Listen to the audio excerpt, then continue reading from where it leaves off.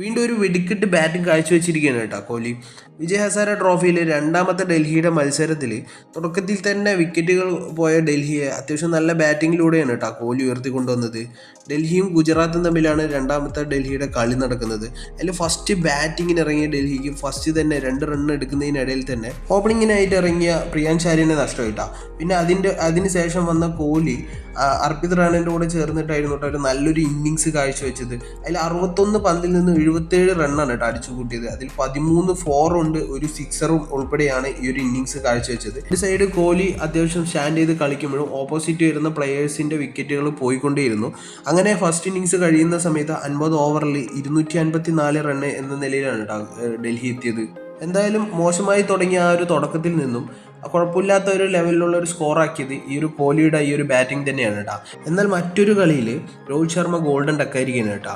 വിജയ് ഹസാര ട്രോഫിയിൽ തന്നെ മുംബൈയും ഉത്തരാഖണ്ഡും തമ്മിൽ നടക്കുന്ന മറ്റൊരു മത്സരത്തിലാണ് കേട്ടോ രോഹിത് ശർമ്മ ഗോൾഡൻ ഡക്കായത്. അതിൽ ഫസ്റ്റ് ബാറ്റിംഗ് ആരംഭിച്ച മുംബൈക്ക് ഓപ്പണിംഗ് ആയിട്ട് ഇറങ്ങിയത് രഘുവംശിയും രോഹിത് ശർമ്മയും കൂടിയായിരുന്നു. തുടക്കത്തിൽ തന്നെ അടിച്ച് കളിക്കാൻ തുടങ്ങിയ രോഹിത് ശർമ്മ ഫസ്റ്റ് ബോളിൽ തന്നെ ഉയർത്തിയടിച്ച് ക്യാച്ചാകുമായിരുന്നു കേട്ടോ. അതോടുകൂടിയിട്ട് രോഹിത് ശർമ്മയുടെ സെക്കൻഡ് മാച്ച് ഗോൾഡൻ ഡക്കിൽ അവസാനിക്കുകയായിരുന്നു കേട്ടോ. എല്ലാവരും പ്രതീക്ഷയോടെ കാത്തിരുന്ന രണ്ടാമത്തെ ഒരു മത്സരമായിരുന്നു മുംബൈയുടെ. കാരണം എന്തെന്ന് പറഞ്ഞാൽ രോഹിത് ശർമ്മ കഴിഞ്ഞ കളിയിൽ അത്യാവശ്യം നല്ല രീതിയിൽ ഒരു വെടിക്കെട്ട് ബാറ്റിംഗ് കാഴ്ചവെച്ചിട്ടുണ്ടായിരുന്നു. അതേപോലെ ഒരു വെടിക്കെട്ട് ബാറ്റിംഗ് ഇതിലും പ്രതീക്ഷിച്ചിട്ടായിരുന്നു കാണികളെല്ലാം വന്നിട്ടുണ്ടായിരുന്നത്. പക്ഷേ നിരാശയായിരുന്നു എല്ലാവർക്കും ഉണ്ടായിരുന്നത്. എന്തായാലും വിരാട് കോഹ്ലിയും രോഹിത് ശർമ്മയും ന്യൂസിലാൻഡുമായിട്ടുള്ള വൺ ഡേ സീരീസിന് മുമ്പായിട്ട് കുറച്ച് മത്സരങ്ങളും കൂടിയിട്ട് വിജയ് ഹസാര ട്രോഫിയിൽ കളിക്കുമെന്നുള്ള കാര്യം കൺഫേം ആണ്. എന്തായാലും വൺ ഡേ സീരീസിൻ്റെ ടീം ഇതുവരെയും അനൗൺസ് ചെയ്തിട്ടില്ല. അത് അനൗൺസ് ചെയ്തതിന് ശേഷം മാത്രമാണ് സ്ക്വാഡുമായിട്ട് അവർ ചേരുള്ളൂ എന്നുള്ള കാര്യം കൺഫേം ആണ്.